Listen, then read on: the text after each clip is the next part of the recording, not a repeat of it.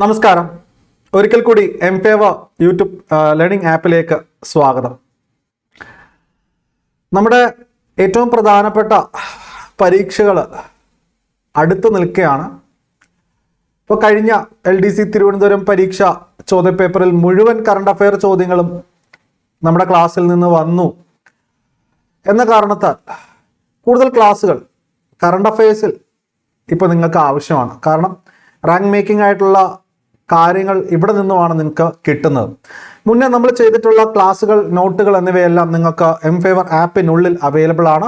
കൂടാതെ ഈ ക്ലാസ്സിൻ്റെ നോട്ട് ഉൾപ്പെടെ എംഫേവർ കേരള PSC എന്ന ടെലിഗ്രാം ചാനലിൽ ജോയിൻ ചെയ്തുകൊണ്ട് നിങ്ങൾക്ക് ഡൗൺലോഡ് ചെയ്യാം. ഇതിനായിട്ട് ടെലിഗ്രാമിൽ എംഫേവർ കേരള PSC എന്ന് സെർച്ച് ചെയ്യുക. അല്ലാത്ത പക്ഷം ഞാൻ താഴെ കമൻറ്റ് ബോക്സിൽ ലിങ്കും കൂടി നൽകിയേക്കാം, നേരിട്ട് നിങ്ങൾക്ക് ജോയിൻ ചെയ്യാൻ പറ്റും. ഓക്കെ, അപ്പോൾ ഇന്നത്തെ ക്ലാസ്സിൽ ഇമ്പോർട്ടൻ്റ് ആയിട്ടുള്ള ചില കാര്യങ്ങൾ നമ്മൾ ഡിസ്കസ് ചെയ്യാണ്. ഉറപ്പായിട്ടും പരീക്ഷയ്ക്ക് വരുന്ന കാര്യങ്ങളാണ്. ഓക്കെ, 2023-24 പ്രധാനപ്പെട്ട ക്വസ്റ്റ്യൻസ് ഏതൊക്കെയാണ് നമുക്ക് നോക്കാം. ചില കാര്യങ്ങളൊക്കെ കണക്ഷൻ ഉണ്ട്. ഓക്കെ, അപ്പോൾ ആദ്യത്തെ ചോദ്യം എന്ന് പറയുന്നത് 2023 സെപ്റ്റിമിയാസ് അവാർഡ്സിൽ മികച്ച ഏഷ്യൻ നടനായിട്ട് തിരഞ്ഞെടുക്കപ്പെട്ടത്. അപ്പോൾ ഒരു മലയാളിയാണല്ലോ എന്നതുകൊണ്ട് PSC ഉറപ്പായിട്ടും ഈ ചോദ്യമായിട്ട് വന്നിരിക്കും. ഉത്തരം ടോവിനോ തോമസ് ആണ് കേട്ടോ. സെപ്റ്റിമിയാസ് അവാർഡ്സ് എന്ന് പറയുന്നത് അങ്ങ് നെതർലാൻഡ്സിലെ ആംസ്റ്റർഡാമിൽ വെച്ച് നടത്തുന്ന ഒരു ചലച്ചിത്ര പുരസ്കാര വേളയാണ്. ഇവിടെയാണ് മികച്ച ഏഷ്യൻ നടനായിട്ട് ടോവിനോ തോമസ്. ചിത്രം എല്ലാവർക്കും അറിയാം, 2018 അല്ലേ? 2018 എന്ന സിനിമയാണ്. കഴിഞ്ഞ തവണ ഓസ്കാർ ഔദ്യോഗിക എൻട്രി കൂടിയായിരുന്നു ഈ 2018 എന്ന സിനിമ.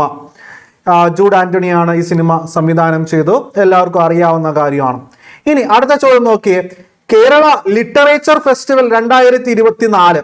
അപ്പോൾ 2024 ജനുവരി മാസത്തിൽ സംഭവിച്ച ഏറ്റവും പ്രധാനപ്പെട്ട അല്ലെ ഒരു സാഹിത്യ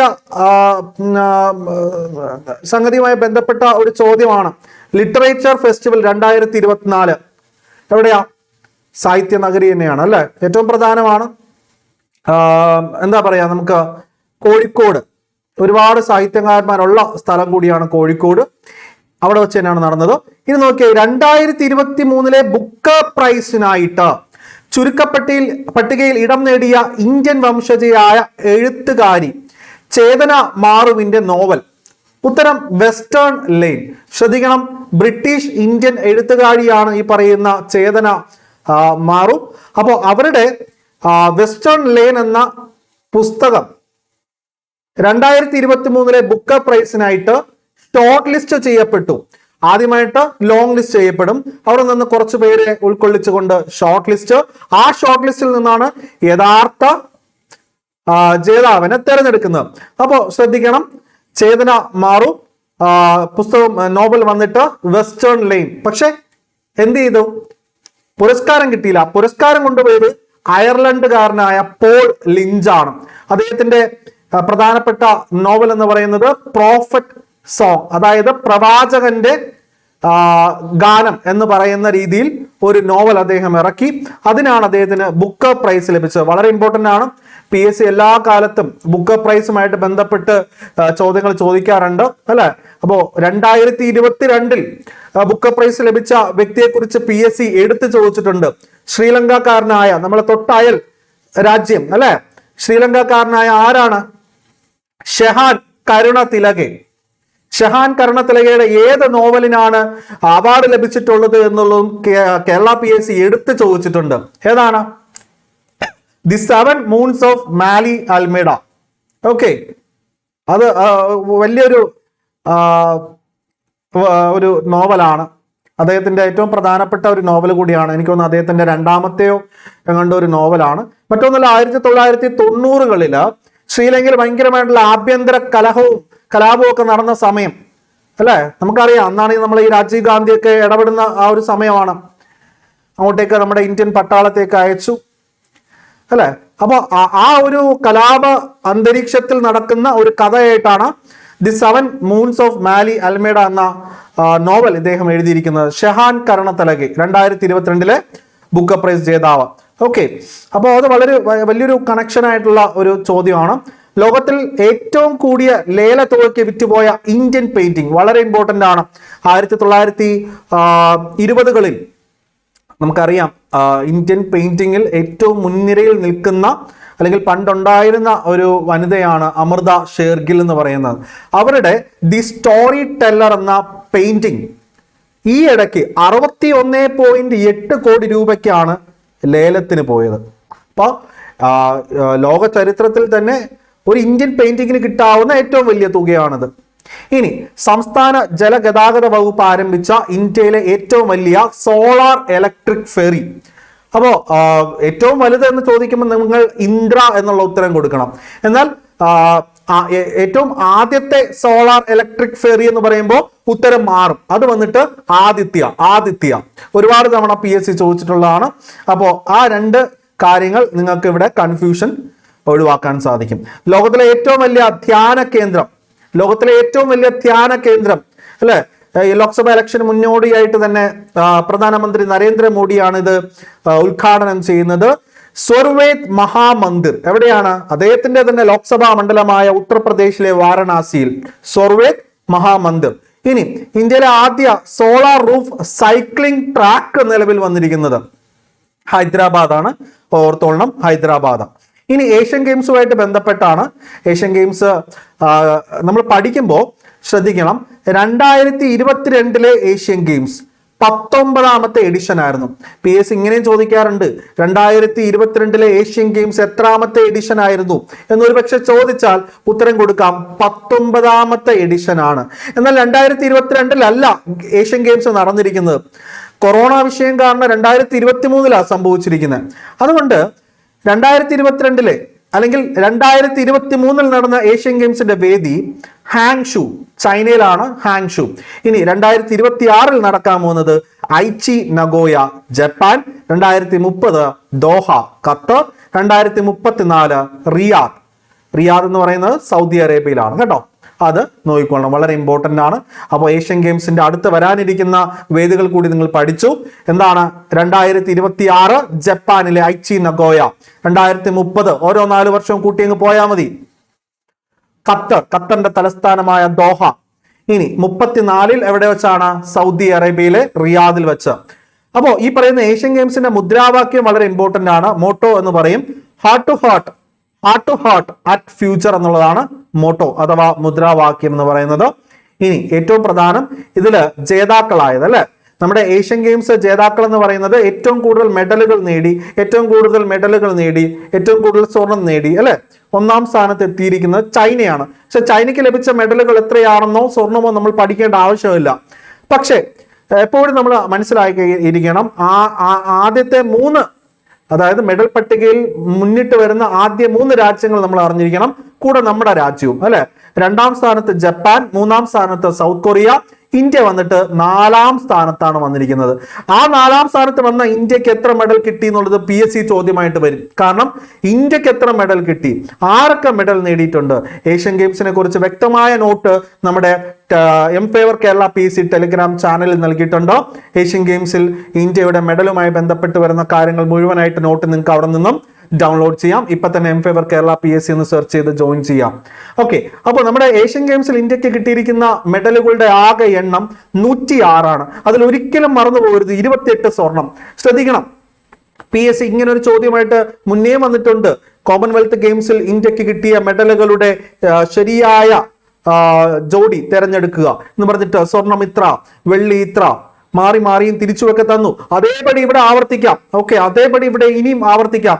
ആകെ മൊത്തം 106 മെഡലുകൾ, അതിൽ 28 സ്വർണമാണെന്ന് ഓർക്കണം. 28, നിങ്ങളിൽ പലരുടെയും വയസ്സിനോട് ചേർന്ന് വരുന്ന ഒരു നമ്പറാണ് 28. കണ്ടുകൊണ്ടിരിക്കുന്ന ഒരുപാട് പേർക്ക് 28 അല്ലെങ്കിൽ 28 ആകാനിരിക്കുന്നു, 28 കഴിഞ്ഞിരിക്കുന്നു അല്ലെ. അതിൽ ഒന്ന് മറന്നു പോരുത്, 40 വെങ്കലം. 40 വെങ്കലത്തിൽ നിന്ന് 2 കുറച്ചാൽ 38 വെള്ളി. ഓർത്തിരിക്കാൻ വളരെ എളുപ്പമാണ്. എങ്ങനെയാണ്? 28 സ്വർണം, 38 വെള്ളി, 40 വെങ്കലം. ഈസി ആയിട്ട് ഓർത്തിരിക്കാം. എല്ലാം ഈവൻ നമ്പറാണ്. 106 മെഡലുകൾ. ഇനി ശ്രദ്ധിക്കേണ്ട കാര്യം, ഏഷ്യൻ ഗെയിംസിൽ ക്രിക്കറ്റ് എന്ന് പറയുന്നൊരു മത്സരം ഉണ്ടായിരുന്നു. ഈ പുരുഷ ക്രിക്കറ്റിലും വനിതാ ക്രിക്കറ്റിലും ഇന്ത്യയാണ് ജേതാക്കളായിരിക്കുന്നത്. ഓക്കെ, പുരുഷ ക്രിക്കറ്റിൽ ഇന്ത്യ അഫ്ഗാനിസ്ഥാനെയാണ് തോൽപ്പിച്ചിരിക്കുന്നത്, എന്നാൽ വനിതാ ക്രിക്കറ്റിൽ ശ്രീലങ്കയാണ് തോൽപ്പിച്ചിരിക്കുന്നത്. അപ്പൊ രണ്ടിലും ഇന്ത്യ ഗോൾഡ് മെഡൽ നേടി. ഓക്കെ ആണല്ലോ. ഇനി അടുത്ത ചോദ്യം നോക്കിയേ, അവയവദാനം ചെയ്യുന്നവരുടെ സംസ്കാര ചടങ്ങുകൾ സംസ്ഥാന ബഹുമതികളോടുകൂടി നടത്തുമെന്ന് പ്രഖ്യാപിച്ച സംസ്ഥാനം. വളരെ ഇമ്പോർട്ടന്റ് ആണ്. ഓർഗൻ ഡൊണേഷൻ നടക്കുന്ന ആളുകൾക്കെല്ലാം അവരുടെ മരണം സംസ്ഥാന ബഹുമതിയോടുകൂടി നടത്തുമെന്ന് പ്രഖ്യാപിച്ച ഇന്ത്യയിലെ സംസ്ഥാനം തമിഴ്നാട്. മുഖ്യമന്ത്രി MK സ്റ്റാലിൻ അല്ലെ, തമിഴ്നാടാണ്, തമിഴ്നാട്. ഇനി 2023 അന്തരിച്ച മുൻ USA സ്റ്റേറ്റ് സെക്രട്ടറി, വളരെ ഇമ്പോർട്ടന്റ് ആണ്. USA ഏറ്റവും പ്രധാനപ്പെട്ട നയതന്ത്രജ്ഞൻ അല്ലെങ്കിൽ ഡിപ്ലോമാറ്റ്, കൂടാതെ ഇദ്ദേഹത്തിന് നൊബേൽ സമാധാന പുരസ്കാരവും ലഭിച്ചിട്ടുണ്ട്. ഇദ്ദേഹം മരിച്ചുപോയി 2023. ഹെൻറി കിസ്സിംഗർ. ഓർക്കണം, നമ്മൾ വേൾഡ് ഹിസ്റ്ററി ഒക്കെ പഠിക്കുമ്പോൾ ഈ പേര് വരുന്നുണ്ട്, ഹെൻറി കിസ്സിംഗർ. ഇനി 2023 സെപ്റ്റംബറിൽ പ്രധാനമായിട്ടും 2 ആഫ്രിക്കൻ രാജ്യങ്ങളിൽ ദുരന്തമുണ്ടായി. അതിലൊന്ന് ഭൂകമ്പം മൂലം നാശം വിതച്ച ആഫ്രിക്കൻ രാജ്യം ഏതെന്ന് ചോദിച്ചാൽ മൊറോക്കോ എന്ന് കൊടുക്കണം. എന്നാൽ ഏറ്റവും പ്രധാനം PSC ചോദിക്കുമെന്ന് നമുക്ക് ഉറപ്പിക്കാവുന്ന ഒരു കാര്യമുണ്ട്, ഡാനിയൽ കൊടുങ്കാറ്റ്. എന്താണ് ഡാനിയൽ കൊടുങ്കാറ്റ്? ഡാനിയൽ കൊടുങ്കാറ്റ് മൂലം വെള്ളപ്പൊക്കമുണ്ടായി 4000-ലധികം ആളുകൾ കൊല്ലപ്പെട്ട വൻ ദുരന്തം നടന്ന ആഫ്രിക്കൻ രാജ്യം എന്ന് ചോദിച്ചാൽ ഉത്തരം കൊടുക്കണം ലിബിയ. അപ്പോ നമ്മളിപ്പോ വയനാട്ടില് ചുരൽമലയിലും മുണ്ടക്കയിലൊക്കെ സംഭവിച്ചതിനേക്കാളും ഒക്കെ വലിയ ഒരു ദുരന്തം 2023 എവിടെ സംഭവിച്ചു? ആഫ്രിക്കൻ രാജ്യമായ ലിബിയയിൽ സംഭവിച്ചിട്ടുണ്ട്. ഓക്കെ, അപ്പൊ അവിടെ ആഞ്ഞടിച്ച കൊടുങ്കാറ്റിന്റെ പേര് ഡാനിയൽ കൊടുങ്കാറ്റ്. ഓക്കെ, ഇനി അന്തരിച്ച ചലച്ചിത്ര സംവിധായകൻ, 2023 അന്തരിച്ച ചലച്ചിത്ര സംവിധായകൻ മലയാളിയാണ് KG ജോർജ്. അദ്ദേഹത്തിന്റെ ആദ്യ ചിത്രം എന്ന് നോക്കിക്കോളാം. അപ്പോ ഇത് പണ്ടൊക്കെ ആയിരുന്നുവെങ്കിൽ അന്തരിച്ചു പോയ വ്യക്തി ആര് എന്ന് ചോദിച്ചു വന്നേക്കാം. പക്ഷെ ഇപ്പോ ആ വ്യക്തിയുമായിട്ട് ചേർന്ന് വരുന്ന പഴയകാല അല്ലെങ്കിൽ അദ്ദേഹത്തിന് ഇമ്പോർട്ടന്റ് ആയിട്ടുള്ള കാര്യങ്ങളാണ് ഇപ്പൊ ചോദിച്ചു വരുന്നത്. ഉദാഹരണത്തിന് TN ശേഷൻ മരിച്ചപ്പോൾ, P വത്സല സാഹിത്യകാരി അന്തരിച്ചപ്പോൾ എല്ലാം അവരുമായി ബന്ധപ്പെട്ട് വരുന്ന പഴയകാല കാര്യങ്ങൾ, നോവലുകൾ എല്ലാം ചോദിച്ചു വരികയാണ്. ഓക്കെ, അപ്പൊ നമുക്ക് നോക്കാം. KG ജോർജിന്റെ ആദ്യ ചിത്രം എന്ന് പറയുന്നത് സ്വപ്നദാനം. ഇനി അടുത്ത നോക്കാം നമുക്ക്. മികച്ച ഗ്രാമീണ വിനോദസഞ്ചാര പദ്ധതികളുടെ വിഭാഗത്തിൽ കേന്ദ്ര സർക്കാരിന്റെ ഗോൾഡൻ പുരസ്കാരം നേടിയ കേരളത്തിലെ ഗ്രാമം. അപ്പൊ കേരള ടൂറിസം ഗ്രാമം എന്ന് പറയുമ്പോൾ നമ്മുടെ മനസ്സിലേക്ക് ആദ്യം കയറി വരുന്നത് ഇടുക്കി ജില്ലയിലെ കാന്തല്ലൂർ തന്നെയാണ്. ഓക്കെ, എന്നാൽ അടുത്തൊരു ചോദ്യം PSC കാന്തല്ലൂർ എന്ന് പറഞ്ഞ ഓപ്ഷൻ ഇട്ട് തന്നാൽ നിങ്ങൾ ഉറപ്പായിട്ടും അതിലെ കുത്തു തെറ്റുകയും ചെയ്യും. എന്താണ് 2023 ഇന്ത്യയിലെ ഏറ്റവും മികച്ച ടൂറിസ്റ്റ് ഗ്രാമമായിട്ട് കേന്ദ്ര സർക്കാർ തിരഞ്ഞെടുത്തിരിക്കുന്നത് അസാമിലെ ബിശ്വനാഥ് ഘട്ടാണ്. അസാമിലെ ബിശ്വനാഥ് ഘട്ടാണ്. ഓക്കെ, നിങ്ങൾക്ക് മനസ്സിലാവുന്നുണ്ടോ? ഓക്കെ അല്ലേ? അസാമിലെ ബിശ്വനാഥ് ഘട്ടാണ്. ഓക്കെ, ഇനി ഞാൻ നേരത്തെ പറഞ്ഞ പോലെ തന്നെ നമുക്ക് TN ശേഷൻ അറിയാം. TN ശേഷൻ അദ്ദേഹം മുഖ്യ തെരഞ്ഞെടുപ്പ് കമ്മീഷണർ ആയിരുന്ന സമയത്താണ് കാര്യമായ വിപ്ലവകരമായിട്ടുള്ള മാറ്റങ്ങൾക്ക് നമ്മുടെ ഇലക്ഷൻ സിസ്റ്റത്തിൽ തന്നെ സംഭവിച്ചത്. മലയാളിയാണ് അല്ലെ? അപ്പൊ അദ്ദേഹത്തിന്റെ ആത്മകഥ ഈയിടെ റിലീസ് ചെയ്തു. അദ്ദേഹം അന്തരിച്ചു പോയി. അദ്ദേഹത്തിന്റെ ആത്മകഥ 2023 പബ്ലിഷ് ചെയ്യപ്പെട്ടത്. Through the broken glass. എന്താണ് ത്രൂ ദി ബ്രോക്കൺ ഗ്ലാസ്? ഇനി പ്രശസ്ത എഴുത്തുകാരി M ലീലാവതിയുടെ ആത്മകഥയും 2023 പ്രസിദ്ധീകരിച്ചു. ഉത്തരം ധ്വനിപ്രയാണം. എന്താണ് ധ്വനിപ്രയാണം? ഇനി 2023 കേന്ദ്ര സാഹിത്യ അക്കാദമി പുരസ്കാരങ്ങൾ പ്രഖ്യാപിച്ചു. സ്വാഭാവികമായിട്ടും മലയാള വിഭാഗത്തിൽ നിന്ന് ഒരാളുണ്ടാവും. ഇത്തവണ അത് പ്രഖ്യാപിച്ചപ്പോൾ ലഭിച്ചിരിക്കുന്നത് EV രാമകൃഷ്ണനാണ് കേട്ടോ. EV രാമകൃഷ്ണൻ. അദ്ദേഹത്തിന്റെ വർക്ക് ഏതെന്ന് ചോദിച്ചു കഴിഞ്ഞാൽ മലയാള നോവലിന്റെ ദേശകാലങ്ങൾ. ഒരുപക്ഷെ PSC ഇങ്ങനെ ചോദിക്കത്തുള്ളൂ അല്ലെ, മലയാള നോവലിന്റെ ദേശകാലങ്ങൾ എന്ന ഗ്രന്ഥം രചിച്ചതാര്? EV രാമകൃഷ്ണൻ. ചോദിക്കാൻ കാരണം എന്താ? ഇദ്ദേഹത്തിന് 2023 മലയാള സാഹിത്യ അല്ലെങ്കിൽ മലയാള ഭാഷാ വിഭാഗത്തിൽ കേന്ദ്ര സാഹിത്യ പുരസ്കാരം ലഭിച്ചു. എന്നാൽ ഇതിൽ തന്നെ ഇംഗ്ലീഷ് വിഭാഗത്തിൽ ലഭിച്ചത് നീലം സരൺ ഗൗർ. ആരാണ്? നീലം സരൺ ഗൗർ. ഗുജറാത്തി ഭാഷാ വിഭാഗത്തിൽ കേന്ദ്ര സാഹിത്യ അക്കാദമി പുരസ്കാരം ലഭിച്ച വ്യക്തി വളരെ ഇമ്പോർട്ടന്റ് ആണ്, ഫേമസ് ആണ്. വിനോദ് ജോഷി. ഉറുദു ഒന്ന് നോക്കി വെച്ചിരിക്കുക. PSC ഒരു തവണ ഉറുദു വിഭാഗത്തിൽ നിന്ന് ചോദിച്ചു. സാദിഖ നവാബ് സാഹിർ. ഓക്കെ, ഇനി നമ്മുടെ മുൻ ISRO ചെയർമാൻ കൂടിയായ മലയാളിയായ G മാധവൻ നായർ, അദ്ദേഹം എഴുതിയ ഒരു പുസ്തകമാണ് rocketing through the skies and eventful life at ISRO എന്നുള്ളത് നോക്കിയിരിക്കാം. അതുപോലെ തന്നെ കഥകളി കളിക്കാരനായ കോട്ടക്കൽ ശിവരാമന്റെ ആത്മകഥയും 2023 പ്രസിദ്ധീകരിച്ചിരുന്നു. അദ്ദേഹം അന്തരിച്ചു പോയി. അദ്ദേഹമാണ് ഈ കഥകളിയിൽ, അതായത് കഥകളിയിൽ പുരുഷന്മാർ സ്ത്രീ വേഷം കെട്ടി ഫേമസ് ആവുന്നതിന് കാരണമായ അത്തരത്തിലൊരു വിപ്ലവകരമായ തുടക്കം കുറിച്ച വ്യക്തിയാണ് കോട്ടക്കൽ ശിവരാമൻ എന്ന് പറയുന്നത്. അതുകൊണ്ട് തന്നെ അദ്ദേഹത്തിന്റെ ആത്മകഥയും അസ്ഥി ഇതുമായി ബന്ധപ്പെട്ട് വരുന്നതാണ് സ്ത്രൈണം. ഇനി 4 സ്റ്റാർസ് ഓഫ് ഡെസ്റ്റിനി. 4 സ്റ്റാർ നമ്മുടെ തോളിൽ വരുന്നതാണ് 4 സ്റ്റാർ എന്ന് പറയുന്നത്. ഇത് എഴുതിയിരിക്കുന്നത് മനോജ് മുകുന്ദ് നരാവനെ. നിങ്ങൾ വർഷങ്ങൾക്ക് മുന്നേ അല്ലെങ്കിൽ 3-4 വർഷമായിട്ട് കേരള PSC പഠിക്കുന്ന കുട്ടികൾക്കൊക്കെ ഈ പേര് സുപരിചിതമായിരിക്കും. ആരാണ്? മുൻ കരസേനാ മേധാവിയാണ് മനോജ് മുകുന്ദ് നരവനെ. പക്ഷെ നിലവിൽ കരസേനാ മേധാവി ആരാ? ഉപേന്ദ്ര ദ്വിവേദി. ആരാണ്? ഉപേന്ദ്ര ദ്വിവേദി. ഇനി ഇന്ത്യൻ നാവികസേനയുടെ മേധാവി നിലവിൽ 2024 വളരെ ഹോട്ടായിട്ടുള്ള ഒരു ചോദ്യമാണ്. 2024 ദിനേശ് കെ ത്രിപാഠി ഇന്ത്യൻ നാവികസേനയുടെ എന്തായിട്ട് വരുന്നത്? മേധാവിയായിട്ട് വരുന്നത്. ഇനി നമ്മുടെ വ്യോമസേനയുണ്ട്. നമ്മൾ എന്തായാലും കരസേന പറഞ്ഞു, നാവികസേന പറഞ്ഞു. വ്യോമസേന ആരാണെന്ന് നിങ്ങൾക്ക് പറയാൻ പറ്റുമോ? കമന്റ് ചെയ്യാൻ പറ്റുമോ? നിങ്ങൾ കമന്റ് ചെയ്യും, നോക്കാം നമുക്ക്, അല്ല? അപ്പോ അല്ല വേണ്ട, ഞാൻ അത് തന്നെ പറഞ്ഞേക്കാം. 3 കൂടെ ഇപ്പൊ തന്നെ ഇരുന്ന് പഠിച്ചോ. വിവേക് രാം ചൗധരി. അപ്പോ army Upendra Dwivedi, navy Dinesh K Tripathi. Okay ആണല്ലോ, ഇനി മറക്കത്തില്ലല്ലോ. ശരി, ഇനി നമ്മുടെ ചീഫ് ഓഫ് ഡിഫൻസ് സ്റ്റാഫ് എന്ന് പറയുന്ന ഒരു പുതിയ തസ്തിക രൂപപ്പെട്ടിട്ടുണ്ടായിരുന്നു. അത് ആദ്യമായിട്ട് ലഭിച്ചത് ബിപിൻ റാവത്തിനായിരുന്നു. ബിപിൻ റാവത്ത് ഹെലികോപ്റ്റർ അപകടത്തിൽ അന്തരിച്ചു പോയി എന്നുള്ള കാര്യമൊക്കെ നമ്മൾ പഠിച്ചിട്ടുണ്ട്. ഓക്കെ, അപ്പോ നിലവിൽ ബിപിൻ റാവത്തിന് ശേഷം ചീഫ് ഓഫ് ഡിഫൻസ് സ്റ്റാഫ് എന്ന് പറയുന്ന പദവിയിൽ വന്നിരിക്കുന്നത് അനിൽ ചൗഹാൻ ആണ്. വളരെ ഇമ്പോർട്ടന്റ് ആണ് അനിൽ ചൗഹാൻ. ഈ പേര് മറക്കരുത്, അനിൽ ചൗഹാൻ. നേവി ചീഫ് ആരാണ്? വിവേക് റാം ചൗധരി. അത് ചൗധരിയാണ്, വിവേക് ചൗധരി എന്ന് പഠിച്ചാൽ മതി. വിവേക് ചൗധരി. ഇത് വന്നിട്ട് അനിൽ ചൗഹാൻ മറക്കരുത്. ചീഫ് ഓഫ് ഡിഫൻസ് സ്റ്റാഫ് ആണ്. ഓക്കെ, അതായത് എല്ലാ ഡിഫൻസ് സേനാ വിഭാഗങ്ങളുടെയും ചീഫ്. കരസേന, നാവികസേന, വ്യോമസേന. ഓക്കെ, പക്കയാണ്. ഇനി തദ്ദേശീയമായി ഇന്ത്യ നിർമ്മിച്ച യുദ്ധവിമാനമായ തേജസിൽ യാത്ര ചെയ്ത ആദ്യ പ്രധാനമന്ത്രി നരേന്ദ്രമോദിയാണ്.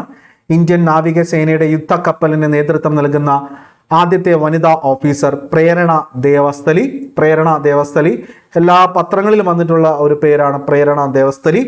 ഇനി ഏറ്റവും പ്രധാനമാണ് നമ്മുടെ കേരള സർക്കാരിൻ്റെ റീസെൻ്റ് ആയിട്ടുള്ള ഒരു സ്കീമാണ്. സംസ്ഥാനത്തെ 60 വയസ്സിന് മുകളിലുള്ള നിരാലംബരും, അതായത് ആരാരും നോക്കാനില്ലാത്ത കിടപ്പ് രോഗികളുമായ വയോജനങ്ങൾക്കായി സാമൂഹിക നീതി വകുപ്പ് ആരംഭിച്ച പരിപാലന കേന്ദ്രങ്ങൾക്കായുള്ള പദ്ധതി അറിയപ്പെടുന്ന പേരാണ് വയോസാന്ത്വനം. ഓക്കെ, ഇനി ആദി ശങ്കരാചാര്യരുടെ 108 അടി ഉയരമുള്ള ഏകത്വ പ്രതിമ, സോ സ്റ്റാച്യു ഓഫ് യൂണിറ്റി എന്ന് പറയുന്നത് പോലെ തന്നെ അല്ലെ, ഏകത്വ പ്രതിമ. അപ്പൊ ആദി ശങ്കരാചാര്യരുടെ പേരിലും ഒരു ഏകത്വ പ്രതിമയുണ്ട്. എവിടെയാണ് അത്? പക്ഷെ മധ്യപ്രദേശിലാണെന്നുള്ളത് മാത്രം. മധ്യപ്രദേശിലെ ഓംകരേശ്വറിൽ. ഇനി 16ാമത് ധനകാര്യ കമ്മീഷനെ രാഷ്ട്രപതി അപ്പോയിന്റ് ചെയ്തു. ഫിനാൻസ് കമ്മീഷൻ ഓഫ് ഇന്ത്യ അല്ലെ, അതിന്റെ ചെയർമാൻ എന്ന് പറയുന്നത് നീതി ആയോഗിന്റെ ഒക്കെ മെയിൻ പുള്ളിയായിരുന്ന അരവിന്ദ് പനാഗരിയ അദ്ദേഹത്തിനെയാണ് ഈ പറയുന്ന നമ്മുടെ 16th ഫിനാൻസ് കമ്മീഷൻ ഓഫ് ഇന്ത്യയുടെ ചെയർമാനായിട്ട് പ്രസിഡന്റ് അപ്പോയിന്റ് ചെയ്തിരിക്കുന്നത്. അപ്പോൾ ഈ പറയുന്ന ഫിനാൻസ് കമ്മീഷന്റെ പ്രവർത്തനം ആരംഭിക്കുന്ന അല്ലെങ്കിൽ ആ കാലാവധി ആരംഭിക്കുന്ന എപ്പോഴെന്ന് ചോദിച്ചു കഴിഞ്ഞാൽ 1 April 2026. 2026 സാമ്പത്തിക വർഷം ആരംഭിക്കുന്നു. 2026 ഏപ്രിൽ 1. അത് മുതൽ 5 വർഷത്തേക്കാണ് കേട്ടോ. ഇനി അന്താരാഷ്ട്ര ക്രിക്കറ്റിൽ കളിക്കുന്ന ആദ്യ ട്രാൻസ്ജെൻഡർ വനിതാ താരം. അത് ട്രാൻസ്ജെൻഡർ താരം എന്ന് പറഞ്ഞാൽ മതി, അതിൽ വനിത എന്ന് കയറി വന്നാൽ തെറ്റാണ്. ഓക്കെ, അപ്പോ ആദ്യ ട്രാൻസ്ജെൻഡർ താരം എന്ന് പഠിച്ചാൽ മതി. എന്താണ്? ഡാനിയൽ മക്ഗഹെ. എന്താ അങ്ങനെ പറയാനുള്ള കാര്യം എന്ന് വെച്ചാൽ, ഞാനിവിടെ വെട്ടിയിട്ടുണ്ടെങ്കിലും ചോദ്യം ഇങ്ങനെ തന്നെ വരും. ആദ്യ ട്രാൻസ്ജെൻഡർ വനിതാ താരം എന്ന് പറഞ്ഞു വരത്തുള്ളൂ. പക്ഷെ ഞാനിവിടെ വനിത വെട്ടി, പുരുഷനുമല്ല വനിത അല്ല എന്ന് പറയുമ്പോഴാണ് നമ്മൾ ട്രാൻസ്ജെൻഡറിലേക്ക് കടക്കുന്നത്. പക്ഷെ ഇവിടെ വനിതാ ICC ക്രിക്കറ്റ് മത്സരത്തിലാണ് ഡാനിയൽ മക്ഗഹെ പങ്കെടുത്തിരിക്കുന്നത്. കാനഡയ്ക്ക് വേണ്ടിയിട്ട് ഡാനിയൽ മക്ഗഹെ എന്ന വ്യക്തി, ട്രാൻസ്ജെൻഡർ ആയ വ്യക്തി കളിച്ചത് പുരുഷ ക്രിക്കറ്റിലല്ല, വനിതാ ക്രിക്കറ്റിലാണ്. അതുകൂടെ ഓർത്തിരിക്കാനാണ് വനിതാ താരം എന്ന് പറഞ്ഞു കൊടുത്തിരിക്കുന്നത്. ഓക്കെ, ഇന്ത്യയിലെ ആദ്യ ടെലികോം സെന്റർ ഓഫ് എക്സലൻസ് നിലവിൽ വരുന്നത് ഉത്തർപ്രദേശിലെ സഹൻപൂരിൽ. യുനെസ്കോയുടെ ലോക പൈതൃക പട്ടികയിൽ അംഗീകാരം ലഭിച്ച കർണാടകയിലെ ക്ഷേത്രങ്ങൾ എന്ന് പറയുന്നത് ഹൊയ്സാല ക്ഷേത്രങ്ങൾ. ലോകത്തിലെ ഏറ്റവും ഉയരം കൂടിയ യുദ്ധവിമാനത്താവളം സ്ഥിതി ചെയ്യുന്നത്, അല്ലെ, സിയാച്ചിൻ ഗ്ലേഷ്യർ ഒക്കെ സ്ഥിതി ചെയ്യുന്ന എവിടെയാ? നമ്മുടെ ലഡാക്ക്, ആ ഒരു ഭാഗത്താണ്, ലഡാക്ക്.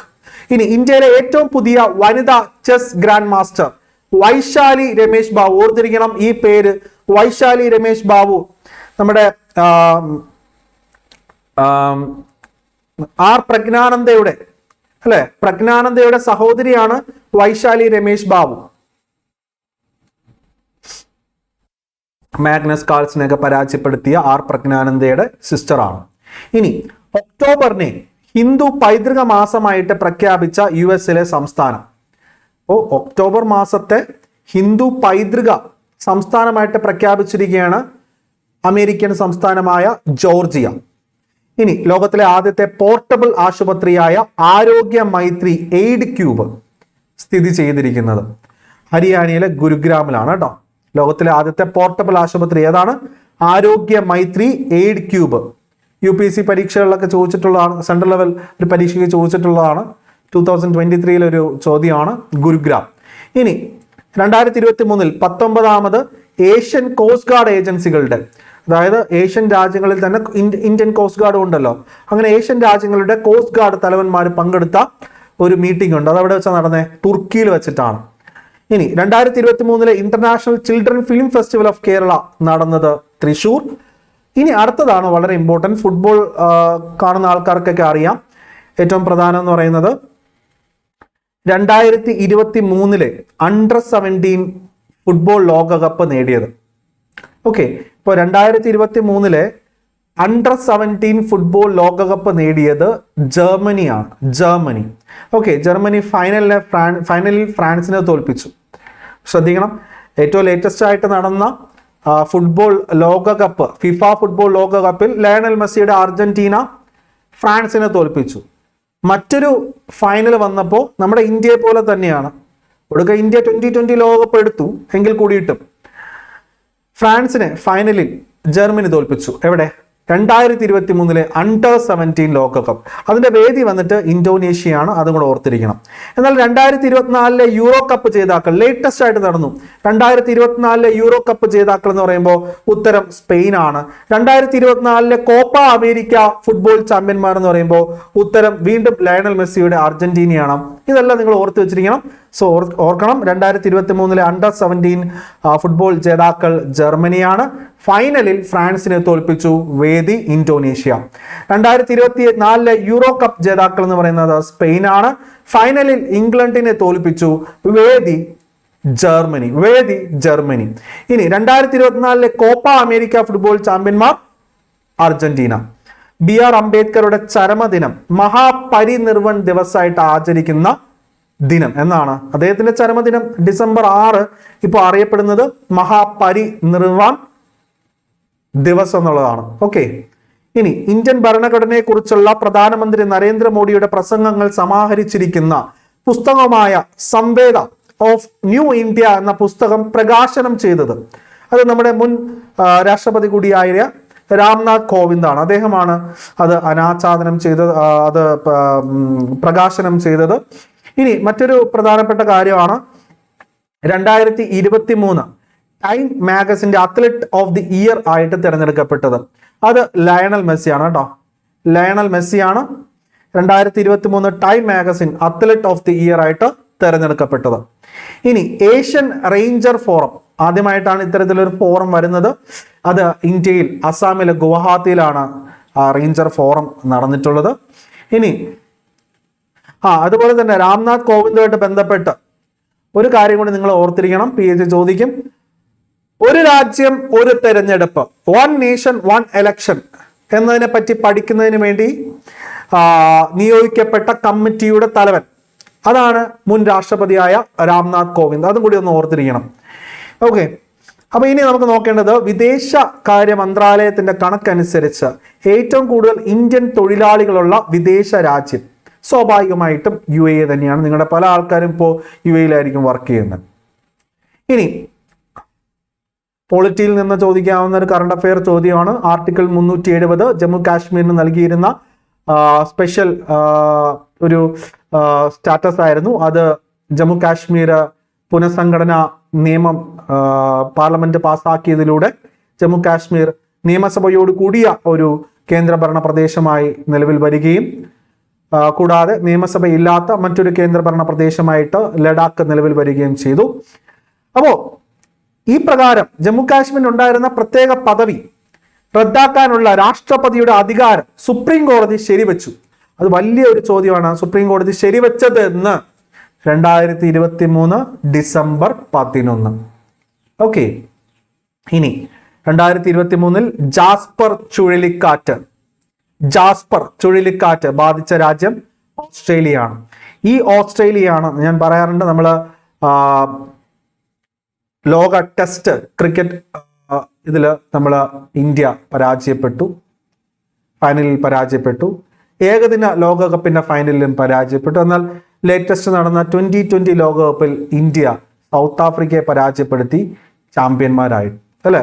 അപ്പോൾ 2023 നടന്ന ലോക ഏകദിന ക്രിക്കറ്റ് എന്ന് പറയുന്നത് 13ാമത്തെ എഡിഷൻ ആയിരുന്നു. ഇന്ത്യയായിരുന്നു വേദി. ഫൈനലിൽ അഹമ്മദാബാദിലെ മൊട്ടേറ സ്റ്റേഡിയം, അറിയപ്പെടുന്നത് നരേന്ദ്രമോദി സ്റ്റേഡിയം എന്നാണ്, അല്ലെ? ഫൈനലിൽ ഇന്ത്യയെ ഓസ്ട്രേലിയ തോൽപ്പിച്ചു. അതോടുകൂടി ഓസ്ട്രേലിയ ജേതാക്കളായി. ഇനി 2023 ഏകദിന ലോകകപ്പിലെ മികച്ച താരം എന്ന് പറയുന്നത് ട്രാവിസ് ഹെഡാണ്. ഫൈനലിൽ സെഞ്ചുറി നേടിയായിരുന്നു ട്രാവിസ് ഹെഡ്. അപ്പോൾ ശ്രദ്ധിക്കണം, ട്രാവിസ് ഹെഡ് ഫൈനലിലെ മികച്ച താരമാണ്. എന്നാൽ ഈ പറയുന്ന ലോകകപ്പിലെ മികച്ച താരമായിട്ട് തിരഞ്ഞെടുക്കപ്പെട്ടത് വിരാട് കോഹ്ലിയാണ്. വിരാട് കോഹ്ലി അദ്ദേഹം ഏറ്റവും കൂടുതൽ റൺസ് നേടിയ താരമാണ്. 765 റൺസാണ് അദ്ദേഹം നേടിയത്. ഈ റൺസൊക്കെ ഒന്ന് ഓർത്ത് വയ്ക്കുക കേട്ടോ.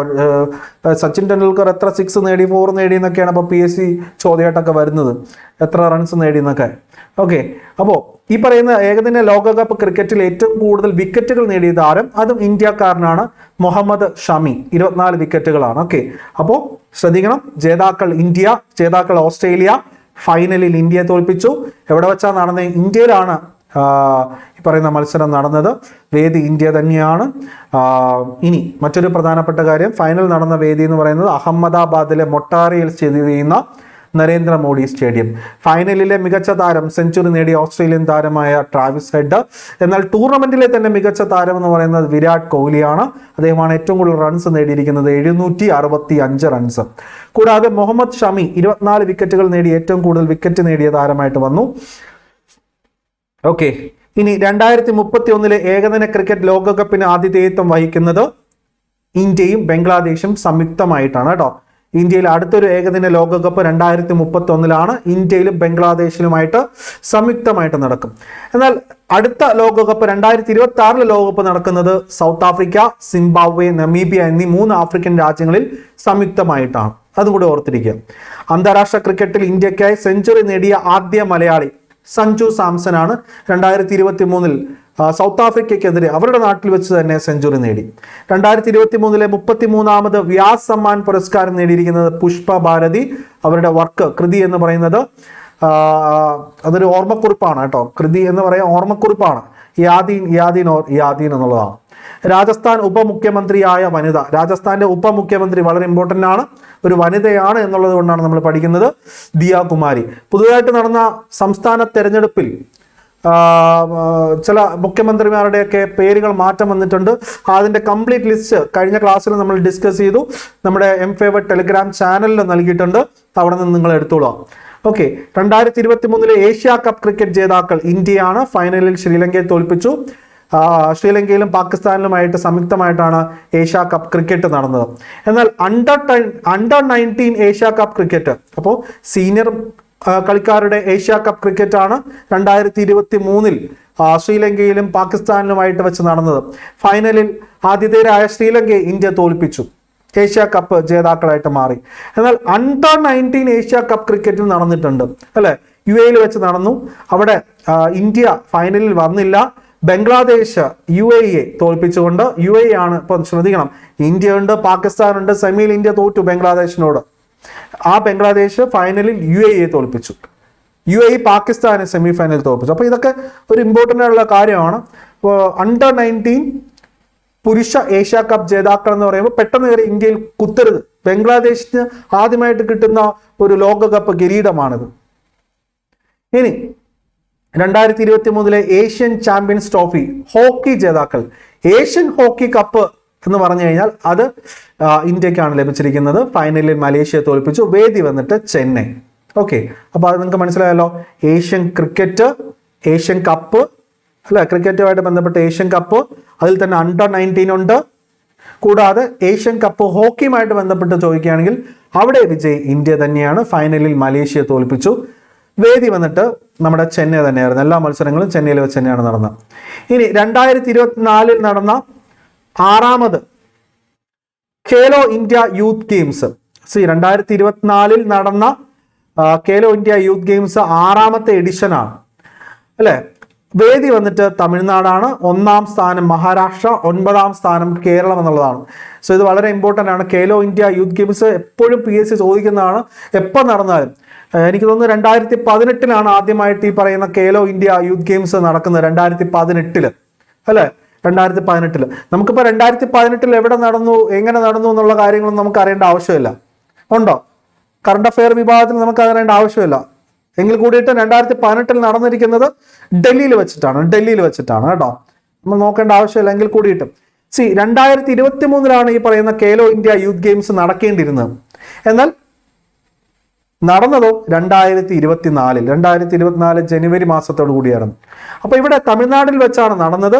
1ാം സ്ഥാനം മഹാരാഷ്ട്ര, 2ാം സ്ഥാനം തമിഴ്നാട്, കേരളം വന്നിട്ട് 9ാം സ്ഥാനത്തേക്ക് വന്നു കേട്ടോ. കേരളം വന്നിട്ട് 9ാം സ്ഥാനത്തേക്ക് വന്നു, ഓർത്തിരിക്കാം.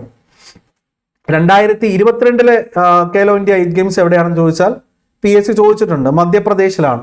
അവിടെയും മഹാരാഷ്ട്ര തന്നെയായിരുന്നു ജേതാക്കൾ കേട്ടോ. അത് PSC ചോദിച്ച ചോദ്യമാണ്. ഇനി അടുത്തൊരു ചോദ്യം എന്ന് പറയുന്നത് 2024 75ാമത് റിപ്പബ്ലിക് ദിന ആഘോഷത്തിലെ മുഖ്യ അതിഥി. PSC ലേറ്റസ്റ്റ് നമ്മൾ അതും നോട്ടായിട്ട് കൊടുത്തിട്ടുണ്ടായിരുന്നു അല്ലെ. 2023 Abdul Fateh al Sisi Egypt president ആണെങ്കിൽ 2024 75ാമത് റിപ്പബ്ലിക് ദിന ആഘോഷത്തിൽ മുഖ്യാതിഥിയായിരുന്നത് ഫ്രഞ്ച് സൈന്യമൊക്കെ പങ്കെടുത്തായിരുന്നു. ഫ്രാൻസ് പ്രസിഡന്റായ ഇമാനുവൽ മാക്രോൺ ആണ്. ഇനി 6 മുതൽ 8 വരെയുള്ള ക്ലാസ്സുകളിൽ ഭഗവത്ഗീതയെക്കുറിച്ചുള്ള അനുബന്ധ പാഠപുസ്തകം പാഠ്യപദ്ധതിയിൽ ഉൾപ്പെടുത്താൻ തീരുമാനിച്ച സംസ്ഥാനം ഗുജറാത്താണ് കേട്ടോ. ഭഗവത്ഗീതയുമായിട്ട് ബന്ധപ്പെട്ട് ഗുജറാത്താണ് പാഠപുസ്തകത്തിൽ അതുകൂടി ഉൾപ്പെടുത്താൻ പോവുകയാണ്. ഇനി സുജലം എന്ന് പറയുന്ന പദ്ധതിയെക്കുറിച്ച് നിങ്ങൾ കേട്ട് കാണും. റേഷൻ കട വഴി നിങ്ങൾക്ക് കുടിവെള്ളം കിട്ടുന്നുണ്ടോ? സുജലം എന്ന പദ്ധതിയുടെ ഭാഗമായിട്ടാണ്. അപ്പോൾ സിവിൽ സപ്ലൈസ് വകുപ്പ്, അതായത് ഭക്ഷ്യ പൊതുവിതരണ വകുപ്പിന്റെ ആഭിമുഖ്യത്തിൽ ജലവിഭവ വകുപ്പിന്റെ സഹകരണത്തോടെ കുറഞ്ഞ നിരക്കിൽ സംസ്ഥാനത്തെ റേഷൻ കടകളിലൂടെ കുടിവെള്ളം ലഭ്യമാക്കുന്ന പദ്ധതിയാണ് സുജലം പദ്ധതി. സുജലം. ഇനി കായിക മന്ത്രാലയം, വിവിധ ആരോപണങ്ങൾ മൂലം കായിക മന്ത്രാലയം റെസ്ലിംഗ് ഫെഡറേഷൻ ഓഫ് ഇന്ത്യയുടെ തലവനായിരുന്ന ഒരു വ്യക്തിയെ 2023 സസ്പെൻഡ് ചെയ്തു. വലിയ വാർത്തയായിരുന്നു. സഞ്ജയ് സിംഗ്, ഓർത്ത് വെക്കണം ആ പേര്. ക്രിസ്ത്യൻ, ഇത് വളരെ ഇമ്പോർട്ടന്റ് ആണ്. ക്രിസ്ത്യൻ ന്യൂനപക്ഷങ്ങൾ നേരിടുന്ന പ്രശ്നങ്ങളെ കുറിച്ച് പഠിക്കാൻ സംസ്ഥാന സർക്കാർ നിയോഗിച്ച കമ്മീഷന്റെ തലവൻ ജസ്റ്റിസ് JB കോശി, വളരെ ഇമ്പോർട്ടന്റ് ആണ്. അപ്പൊ JB കോശി ഒരു റിപ്പോർട്ട് സമർപ്പിച്ചു. അതിൽ ക്രിസ്ത്യൻ അല്ലെങ്കിൽ ഈ ക്രിസ്ത്യൻ ന്യൂനപക്ഷ വിഭാഗങ്ങൾ, പ്രധാനമായിട്ടും തീരദേശ പ്രദേശങ്ങളിൽ താമസിക്കുന്നവരുടെ പുനരധിവാസവും മറ്റ് അവരുടെ പാക്കേജുകളുമായിട്ട് ബന്ധപ്പെട്ട് വലിയ രീതിയിൽ സർക്കാരിന്റെ ഇടപെടൽ ആവശ്യമുണ്ടെന്ന് അറിയിച്ചിട്ടും ഇതുവരെയും അതിൽ ഒരു നടപടി എടുക്കാതെ ഈ റിപ്പോർട്ട് പൂഴ്ത്തി വെച്ചിരിക്കുകയാണ് അല്ലെ. അപ്പോൾ ഇത്തരത്തിൽ ഒരു റിപ്പോർട്ട് സമർപ്പിച്ചിരിക്കുകയാണ്. വളരെ ഇമ്പോർട്ടന്റ് ആണ്. JB കോശി എന്ന് പറയുന്ന ജസ്റ്റിസ്, മുൻ ജഡ്ജിയാണ്. അടുത്ത നോക്കിയേ, 1300 സംഗീതജ്ഞർ വന്ദേമാതരം വായിച്ച് ഏറ്റവും വലിയ തബല സംഘത്തിന്റെ ഗിന്നസ് റെക്കോർഡ് സ്ഥാപിച്ചത് മധ്യപ്രദേശിലെ ഗ്വാളിയറിലാണ്. ഇനി അയോധ്യ റെയിൽവേ സ്റ്റേഷൻ, ഉത്തർപ്രദേശിലെ അയോധ്യ റെയിൽവേ സ്റ്റേഷന്റെ പുതിയ പേര് നോക്കിക്കൊള്ളാം, അയോധ്യ ധാം ജംഗ്ഷൻ. അയോധ്യയുടെ വിമാനത്താവളം അന്താരാഷ്ട്ര വിമാനത്താവളമാക്കി അപ്ഗ്രേഡ് ചെയ്തു. മഹർഷി വാൽമീകിയുടെ പേരിലാണ് വിമാനത്താവളം ഇപ്പോൾ അറിയപ്പെടുന്നത്. നമ്മുടെ സെൻട്രൽ ആംഡ് പോലീസ് ഫോഴ്സിന്റെ ഭാഗമായിട്ടുള്ള BSF, CRPF എന്ന പോലെ തന്നെ സെൻട്രൽ ഇൻഡസ്ട്രിയൽ സെക്യൂരിറ്റി ഫോഴ്സ്, എയർപോർട്ടിന്റെയൊക്കെ ചുമതലയുള്ള CASFന്റെ ആദ്യ വനിതാ ഡയറക്ടർ ജനറൽ എന്ന് പറയുന്നത് നീന സിംഗ്. ഓർത്തിരിക്കണം, നീന സിംഗ്. ഇനി കൊച്ചിയിൽ നടന്ന 2 കാര്യങ്ങളാണ്. ഒന്ന്, അന്താരാഷ്ട്ര കാലിഗ്രാഫി ഫെസ്റ്റിവലും, 2 ഹെലി ടൂറിസം പദ്ധതി. ഓക്കെ, സോ കാലിഗ്രാഫി ഫെസ്റ്റിവലും അതുപോലെ തന്നെ ഹെലി ടൂറിസം പദ്ധതിയും എവിടെയാണ് നടന്നിരിക്കുന്നത്? കൊച്ചിയിലാണ്. കേരളത്തിലെ ആദ്യത്തെ ചില്ലു പാലം, എല്ലാവർക്കും അറിയാം, കണ്ണാടി ഗ്ലാസ് പോലത്തെ പാലം ഇപ്പോൾ അടച്ചിട്ടിരിക്കുകയാണ് അല്ലെ, വാഗമണ്ണാണ്. ഇന്ത്യയിൽ ആദ്യമായിട്ട് ഗൊറില്ല ഗ്ലാസ് നിർമ്മാണ ഫാക്ടറി നിലവിൽ വരുന്നത് തെലങ്കാനയിലാണ്. അത്യാവശ്യം വ്യവസായ സ്ഥാപനങ്ങളെല്ലാം ഇവിടെ ഫാക്ടറി തെലങ്കാനയിലേക്കാണ് പോയിരിക്കുന്നത്. ഇനി 2023 ദ്രൗപദി മുർമു അനാച്ഛാദനം ചെയ്ത 12 അടി ഉയരമുള്ള ഗാന്ധി പ്രതിമ, അത് ഗുജറാത്തിലെ രാജ്ഘട്ടിലാണ്. ഇനി ജപ്പാന്റെ ചാന്ദ്ര ദൗത്യം അഥവാ ചന്ദ്രനിലേക്കുള്ള സ്പേസ് മിഷൻ അറിയപ്പെടുന്നത് മൂൺ സ്നൈപ്പർ എന്നാണ് കേട്ടോ, മൂൺ സ്നൈപ്പർ. അടുത്ത നോക്കാം, കേരള സംസ്ഥാന സർക്കാർ പുറപ്പെടുവിച്ച പുതിയ ഉത്തരവ് പ്രകാരം ഇരുചക്ര മുച്ചക്ര വാഹനങ്ങൾക്ക് നൽകുന്ന മലിനീകരണ പൊല്യൂഷൻ സർട്ടിഫിക്കറ്റിന്റെ വാലിഡിറ്റി അല്ലെ എത്രയാണ്? 1 വർഷമാണ് കേട്ടോ. ഇപ്പൊ 1 വർഷമാക്കി പൊല്യൂഷൻ സർട്ടിഫിക്കറ്റ്. ഓക്കെ, അപ്പോ മുച്ചക്ര വാഹനങ്ങൾക്ക് നൽകുന്ന മലിനീകരണ സർട്ടിഫിക്കറ്റ് എന്ന് പറയുന്നത് ഇപ്പോ 1 വർഷമാണ്. മുച്ചക്ര വാഹനം എന്ന് പറയുമ്പോൾ ഓട്ടോയാണ് കേട്ടോ. 2023 പ്രഥമ ആഫ്രിക്കൻ കാലാവസ്ഥ ഉച്ചകോടി നടന്നിരിക്കുന്നത് യുണൈറ്റഡ് നേഷൻസ് എൻവയറമെന്റ് പ്രോഗ്രാമിന്റെ ആസ്ഥാനവും സ്ഥിതിയിരിക്കുന്നത് കെനിയയുടെ തലസ്ഥാനമായ നൈറോബിയിലാണ്. ഇവിടെ വെച്ച് തന്നെയാണ് ആഫ്രിക്കൻ കാലാവസ്ഥ ഉച്ചകോടി. ആദ്യമായിട്ടാണ് ആഫ്രിക്കൻ രാജ്യങ്ങളുടെ ഒരു കാലാവസ്ഥ ഉച്ചകോടി നടക്കുന്നത് കെനിയയിലെ നൈറോബിയിൽ വെച്ച്. സർക്കാർ ജീവനക്കാർക്ക് ജോലി സ്ഥലത്തിനോട് ചേർന്ന് കുട്ടികളെ പരിചരിക്കാൻ ശിശു പരിചരണ കേന്ദ്രങ്ങൾ സ്ഥാപിക്കുന്ന പദ്ധതിയാണ് ക്രഷ് എന്ന് പറയുന്നത് കേട്ടോ, ക്രഷ്. ഇനി വിഴിഞ്ഞം തുറമുഖം, വിഴിഞ്ഞം അന്താരാഷ്ട്ര തുറമുഖമാണ്. വലിയ പ്രതീക്ഷയോടുകൂടി കാണുന്ന ഒരു തുറമുഖമാണ്. അദാനിയാണ് അത് കൈകാര്യം ചെയ്യുന്നത്. ഈ തുറമുഖത്തേക്ക് വന്ന ആദ്യ കപ്പൽ എന്ന് പറയുന്നത് ചൈനയിലെ ഷെൻഹുവ 15 ആണ്. അപ്പോൾ ആദ്യ കപ്പൽ അത് വളരെ ഇമ്പോർട്ടൻ്റ് ആണ്, കൺഫ്യൂഷൻ വരുന്നൊരു കാര്യമാണ്. ഇതിലേക്ക് വന്നിരിക്കുന്ന ആദ്യ കപ്പൽ എന്ന് പറയുന്നത്, ആദ്യ ചരക്ക് കപ്പൽ ഷെൻഹുവ 15 ചൈനയിൽ നിന്നുള്ളതാണ്. അതുപോലെ തന്നെ ആദ്യത്തെ മദർഷിപ്പ് എന്ന് പറഞ്ഞാൽ ലേറ്റസ്റ്റ് 2024 ആദ്യത്തെ മദർഷിപ്പ് എന്ന് പറഞ്ഞാൽ, അതായത് ഈ പറയുന്ന ഈ മദർഷിപ്പുകളൊക്കെ ഭയങ്കരമായിട്ടുള്ള വളരെ ഡെപ്ത് കൂടിയ ഡീപ്പായിട്ടുള്ള പോർട്ടുകളിൽ മാത്രമേ മദർഷിപ്പ് അടുപ്പിക്കാൻ സാധിക്കുകയുള്ളൂ. ഓക്കെ, അങ്ങനെ വിഴിഞ്ഞത്തെത്തിയ ആദ്യ മദർഷിപ്പ് എന്ന് ചോദിച്ചാൽ അത് MV സാൻ ഫെർണാണ്ടോ, ചൈനയിൽ നിന്നുള്ള കാർഗോയുമായിട്ടാണ് MV സാൻ ഫെർണാണ്ടോ വിഴിഞ്ഞത്തേക്ക് എത്തിയിരിക്കുന്നത്. ഇന്ത്യയിലെ ആദ്യത്തെ സൗരോർജ നഗരം PSC ചോദ്യമായിരുന്നു സാഞ്ചി. ആ സാഞ്ചി തന്നെയാണ് ഇന്ത്യയിലെ ആദ്യ സീറോ കാർബൺ നഗരം എന്നുള്ളത് ഓർത്തിരിക്കണം. ഓക്കെ, സോ ഇന്ത്യയിലെ ആദ്യത്തെ സൗരോർജ നഗരമായിട്ട് പ്രഖ്യാപിക്കപ്പെട്ടത് സാഞ്ചി. ഇന്ത്യയിലെ ആദ്യ സീറോ കാർബൺ നഗരവും സാഞ്ചിയാണ്, മധ്യപ്രദേശിലാണത്, ഓർത്തിരിക്കണം. ഇനി ട്രാൻസ്ജെൻഡർ വിഭാഗത്തിന് 1000 രൂപ പെൻഷൻ അനുവദിച്ച സംസ്ഥാനം, സോ വളരെ ഇമ്പോർട്ടന്റ് ആണ്, ജാർഖണ്ഡ് ആണ്. ട്രാൻസ്ജെൻഡർ വിഭാഗത്തിന് 1000 രൂപ പെൻഷൻ. ഓക്കെ, ജാർഖണ്ഡിന്റെ മുഖ്യമന്ത്രിയായിട്ട് വീണ്ടും ഹേമന്ത് സോറൻ തിരിച്ചു വന്നു. ഇനി ഫുട്ബോളുമായിട്ട് ബന്ധപ്പെട്ടാണ് South Asian Football Federation, SAFF എന്ന് പറയും. 2023 സാഫ് അണ്ടർ-16 ഫുട്ബോൾ ചാമ്പ്യൻഷിപ്പ് ജേതാക്കൾ ഇന്ത്യയാണ്. എണീറ്റടക്കാൻ പറ്റാത്തവരോടൊപ്പം മത്സരിച്ച് ഇന്ത്യ കിരീടം നേടി. വേദി വന്നിട്ട് ഭൂട്ടാനാണ്. ഓക്കെ, ഇനി 2023 ഡാം സുരക്ഷയെക്കുറിച്ചുള്ള അന്താരാഷ്ട്ര സമ്മേളനം, അതായത് international conference on dam safety എന്ന് പറയും, രാജസ്ഥാനിലെ ജയ്പൂരിൽ. 2023 പൊട്ടിത്തെറിച്ച കിലൗയ അഗ്നിപർവ്വതം സ്ഥിതി ചെയ്യുന്നത് US-ലെ ഹവായിലാണ് കേട്ടോ. വലിയ വാർത്തയായിരുന്നു അത്.